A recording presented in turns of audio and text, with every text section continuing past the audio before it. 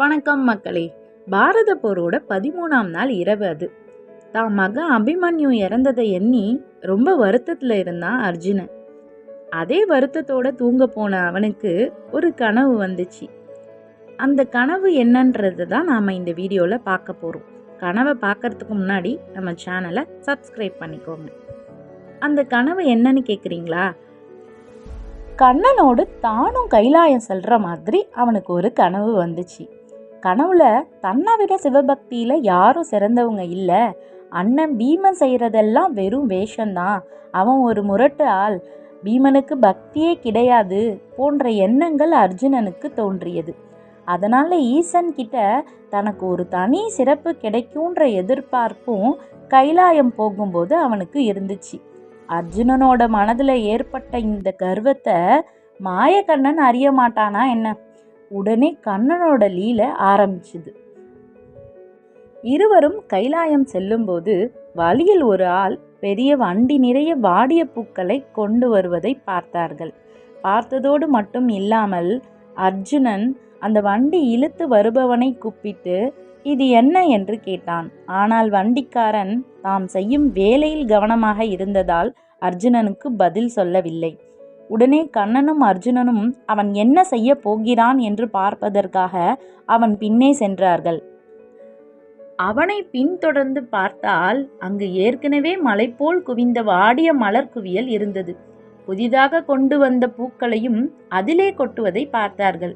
இது போன்று நூற்றுக்கணக்கான வண்டிகளில் மலர்கள் வந்து கொண்டபடி இருந்தது. இதனை பார்த்த அர்ஜுனனுக்கு ஒன்றுமே புரியவில்லை. இதன் உண்மையை அறிந்தே ஆக வேண்டும் என்ற ஆவல் அவனுக்கு உண்டானது. ஆவல் அடங்காத அர்ஜுனன் மீண்டும் வேறு ஒருவனிடம் ஏற்கனவே கேட்ட அதே கேள்வியை கேட்டான். ஆனால் அதற்கு பதில் சொல்ல அங்க யாருக்கும் நேரமில்லை. அங்கும் இங்கும் விரைந்து வேலை பார்த்து கொண்டிருந்தார்கள். சிறிது நேரம் கழித்து ஒரே ஒருவன் மட்டும் கோபத்துடன் திரும்பி அர்ஜுனனிடம், ஐயா, எங்களுக்கே வேலை அதிகம், நீர் எங்களை இது போன்று கேள்வி கேட்டு தடை செய்வது சரியில்லை.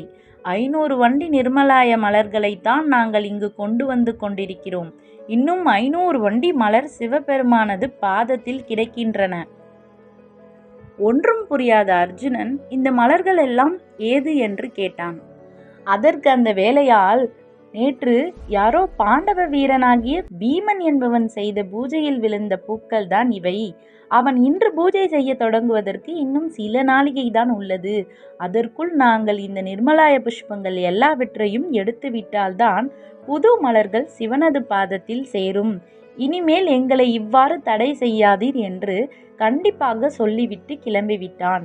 இதை கேட்டதும் அர்ஜுனனுக்கு ஆச்சரியம் தாங்க முடியவில்லை. மீண்டும் அந்த வேலையாளை நிறுத்தி, ஆமாம், அர்ஜுனன் தானே சிறப்பாக பூஜை செய்பவன், பீமன் இல்லையே என்று கேட்க அந்த வேலைக்காரருக்கு கடுப்பாகிவிட்டது. உடனே, உமக்கு தெரியுமோ, பீமன் தான் இந்த பூஜையை செய்தவன், அந்த அர்ஜுனன் என்பவன் பூஜை செய்வதெல்லாம் வெறும் வெளி வேஷம்தான் என்று மறுமொழி கூறிவிட்டு செல்கையில் அங்கு வேறு ஒருவன் ஒரு சிறு கூடையில் பூக்கள் எடுத்து வருவதை அர்ஜுனன் பார்த்தான். உடனே கண்ணன் சும்மா இருப்பானா என்ன?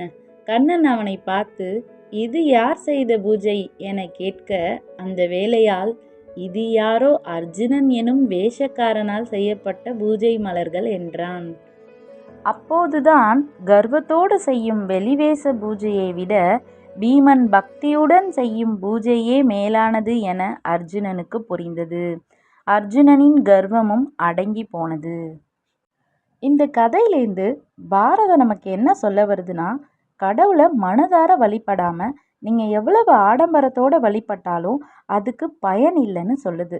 அதனால கடவுளை மனதார வழிபடுவோம், பயன் பெறுவோம். இதே போல் சிறந்த கதைகளோடு உங்களை அடுத்த வீடியோவில் சந்திக்கிறேன். நன்றி, வணக்கம்.